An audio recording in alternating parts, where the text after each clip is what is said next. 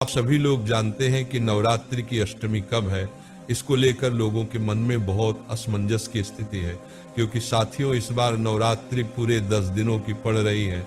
इसलिए इस बार अष्टमी कब है, इसका व्रत कब रखना है, कन्या पूजन कब करना है, कन्या पूजन का शुभ मुहूर्त क्या है, सारी अद्भुत जानकारी आपको इस वीडियो में मिल जाएगी।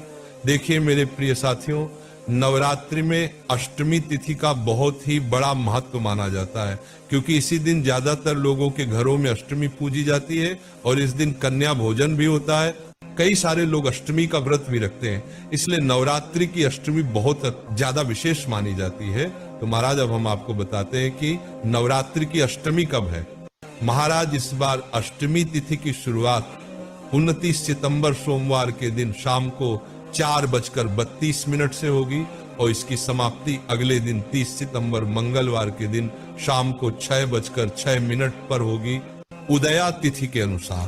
30 सितंबर 2025 मंगलवार के दिन ही शारदीय नवरात्रि की अष्टमी तिथि रहेगी और इसी दिन जो लोग अष्टमी का व्रत रखते हैं वह व्रत रखेंगे और जो लोग कन्या पूजन करते हैं वह कन्या पूजन करेंगे और जो लोग हवन करते हैं वह इसी दिन अष्टमी 30 सितंबर 2025 मंगलवार के दिन ही शारदीय नवरात्रि की अष्टमी तिथि रहेगी और इसी दिन जो लोग अष्टमी का व्रत रखते हैं वह व्रत रखेंगे और जो लोग कन्या पूजन करते हैं वो कन्या पूजन करेंगे और जो लोग हवन करते हैं वह इसी दिन अष्टमी के दिन हवन करेंगे।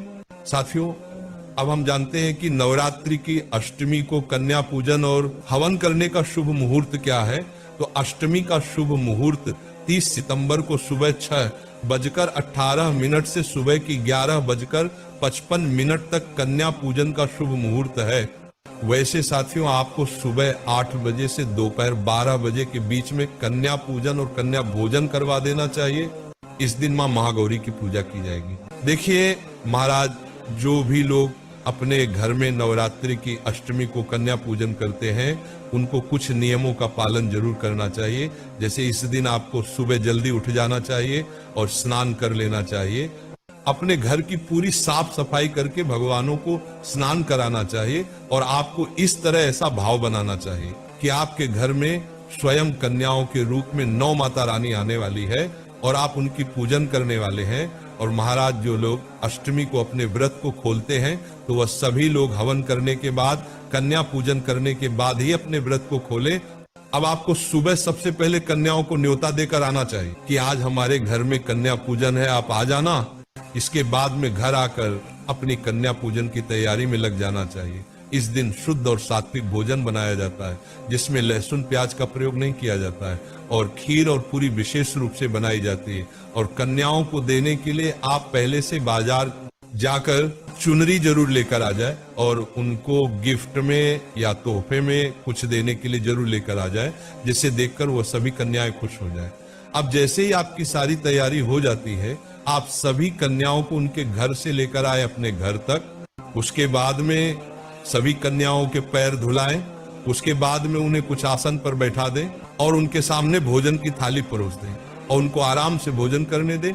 भोजन के बाद सभी कन्याओं के हाथ धुलवा दें और उन्हें एक ऊंची जगह या सोफा या पलंग पर बैठा दें।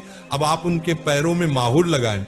अब उनकी पूजन करने के लिए अपनी थाली तैयार करें और सभी कन्याओं को एक एक करके चुनरी उड़ाए, तिलक करें, चावल लगाए, उनको फूल चढ़ाए और उनकी आरती उतारे। और सभी कन्याओं की आरती उतारने के बाद पैर भी आप जरूर छुए और आशीर्वाद लें। साथियों आप सभी कन्याओं को कुछ पैसे जरूर दें, चाहे 5 रुपए चाहे 10 रुपए जरूर दें और फिर सभी कन्याओं को आराम से खेलने दें। महाराज अब जब सभी कन्याएं खेल के थक जाएं और घर जाने को तैयार हो जाए तब आप उनके लिए जो तोहफा लेकर आए हैं वह सभी कन्याओं को एक एक करके दें। ये तोहफा गुड़िया, पेंसिल, किताब, कुछ भी हो सकता है जो कन्याओं को पसंद आए और अपना हाथ पकड़कर उनको उनके घर तक छोड़कर आए। साथियों अब आपका कन्या पूजन पूरा हो जाता है। इस विधि से अगर आप लोग 30 सितंबर को शारदीय नवरात्रि की अष्टमी तिथि को कन्या पूजन करते हैं तो आपको आपके व्रत का भी पूर्ण फल मिलेगा और कन्या पूजन का फल मिलेगा। इसके अलावा साथियों अगर आपको अभी भी कोई परेशानी है अष्टमी तिथि को लेकर या कन्या पूजन से जुड़ा हुआ तो वह आप हमसे कमेंट